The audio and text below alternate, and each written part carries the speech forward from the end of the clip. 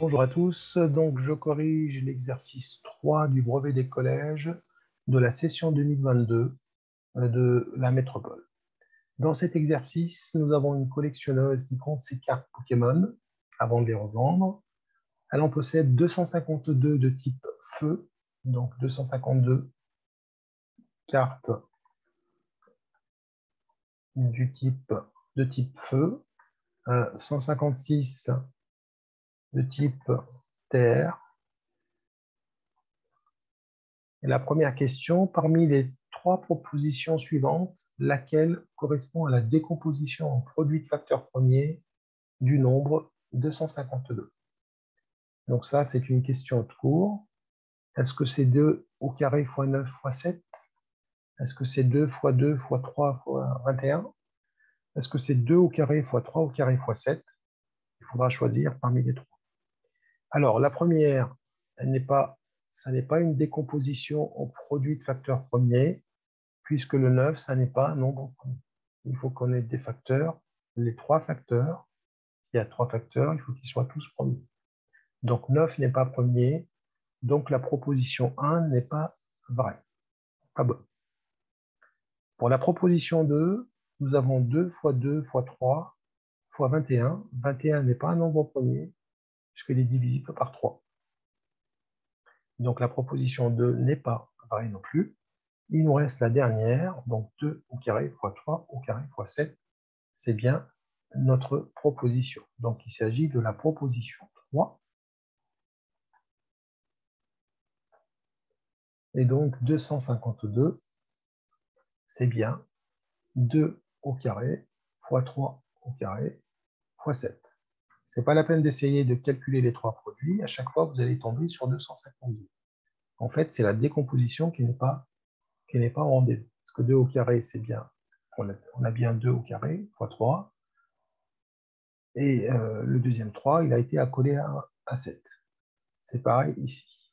Donc, à retenir, quand il s'agit d'une décomposition en produit de facteurs premiers, ça veut dire que tous les facteurs doivent être premiers. Donc, 2 est bien premier, 3 aussi, et 7 également.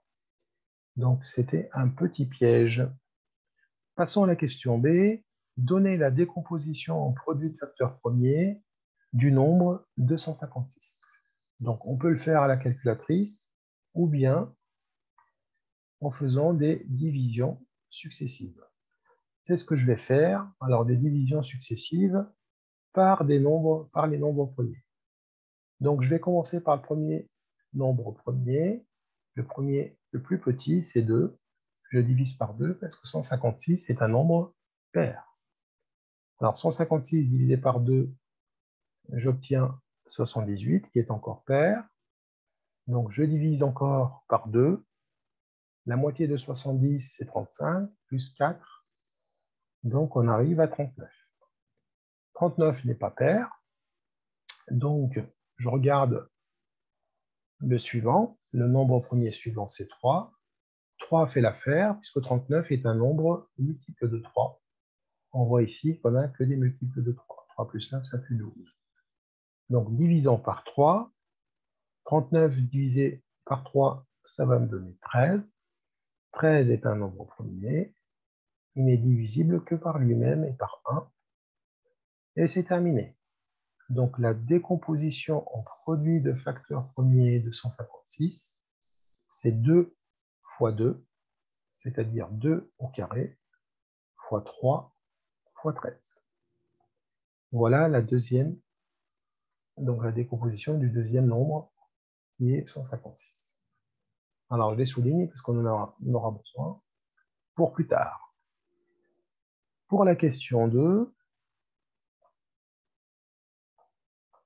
on nous dit, elle veut réaliser des paquets identiques, c'est-à-dire contenant chacun le même nombre de cartes terre et le même nombre de cartes feu. Et bien sûr, en utilisant toutes ces cartes. Donc, elle va partir de 252 cartes feu, 156 cartes terre, et à partir de là, elle va fabriquer plusieurs petits paquets, et dans chaque lot, petit lot, on a autant de cartes on a le même nombre de cartes feu de partout et le même nombre de cartes terre de partout. Très bien. Première question. Peut-elle faire 36 paquets? Donc, si elle arrive à faire 36 paquets, ça veut dire que 252 est divisible par 36 et 156 est divisible par 36. Eh bien, je regarde. Alors, 36, je peux l'avoir ici. Donc, 2 fois 2, 2 au carré, c'est 4. 4 fois 9, c'est 36. Donc, 252 est un multiple ou bien est divisible, pareil, c'est pareil, hein, c'est le même synonyme, est divisible par 36. Mais, si on regarde 156, on a le 4 ici, mais 4 fois 3, on n'a pas 9. 156 n'est pas divisible par 36. Si vous faites la division de 156 par 36, vous ne trouverez pas un nombre entier. Tout simplement, puisque 36 n'est pas un diviseur de 56. On le voit. On le voit ici, puisque si on a 36, on a forcément 36 dans cette écriture. Et on ne peut pas fabriquer un 36 avec 2 au carré fois 3. Ou 13 fois 2, c'est pas possible. Donc non, elle ne peut pas. Donc non, elle ne peut pas réaliser 36 paquets.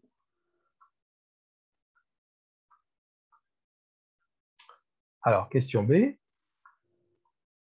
Quel est le nombre maximum? Donc là, on va souligner le mot maximum. D'accord? On ne cherche pas un nombre, mais on cherche le nombre maximum. Quel est le nombre maximum de paquets qu'elle peut réaliser? Donc, on souhaite fabriquer, faire, composer des petits paquets. Donc, ça veut dire diviser par un nombre pour en faire un maximum.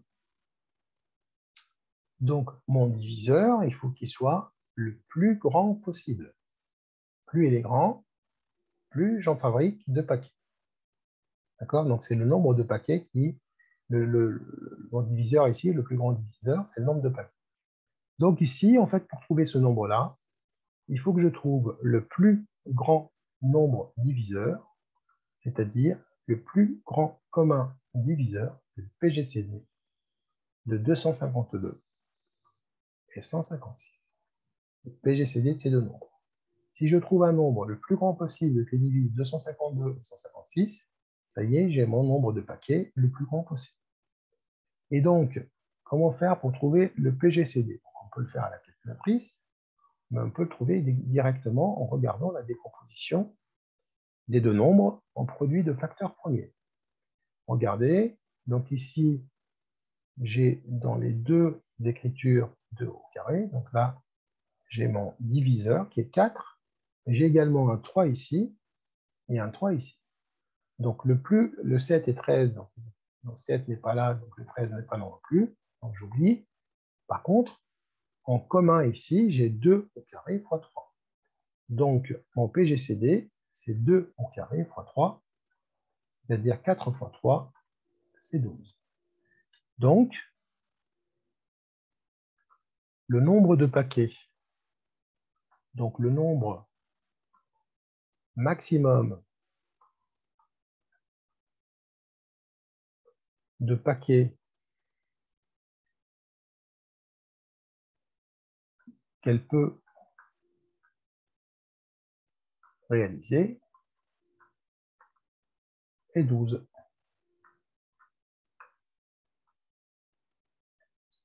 Alors, évidemment, maintenant, on sait qu'on en fabrique, qu'on réalise 12 paquets. Quelle est la composition de chaque paquet? Eh bien, pour trouver la composition de chaque paquet, ce n'est pas compliqué. Donc, on aura 252 divisé par 12 et 156 divisé par 12 pour trouver la composition. Donc, 252 divisé par 12, on aura Donc, si je divise 252 par 12, regardez, je vais revenir un peu au-dessus. Voilà. Donc, 252 divisé par 12. Donc, j'enlève le 4, j'enlève le 3, il va en rester 3 fois 7. Donc, 21 cartes feu, de type feu. Et 156 divisé par 12. Donc, je vais enlever 4 fois 3, il va en rester 13. 13 cartes terre. Voilà pour la composition de chaque paquet. Donc, on aura 12 paquets composés de 21 cartes feu et 13 cartes terre. On arrive à la troisième question. Elle choisit une carte au hasard. Donc, je vais souligner le mot au hasard. Donc, ça veut dire qu'elle le prend d'une manière aléatoire. Et on suppose que les cartes sont indiscernables ou touchées. Elle ne peut pas différencier les cartes feu des cartes terre.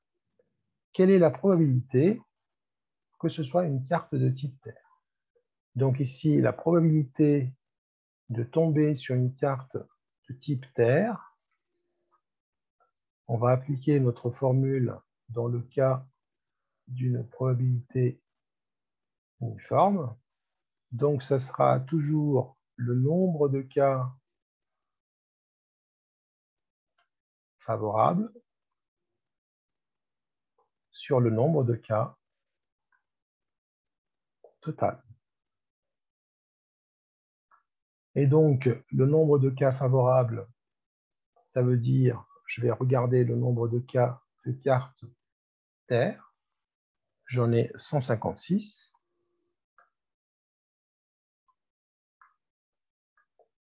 Et le nombre de cas total, c'est le nombre total de cartes, c'est-à-dire 156 plus 252.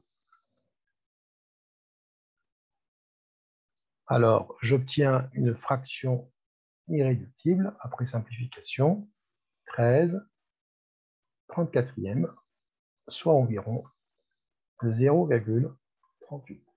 Donc, j'ai une probabilité de 38% de tomber sur une carte terre, une probabilité de 38%, ou bien une probabilité égale à 13 34e, 13 chances sur 34 de tomber sur une carte terre. Voilà, nous arrivons à la fin de l'exercice 3. Merci pour votre attention et à très vite pour la correction de l'exercice 4. Au revoir.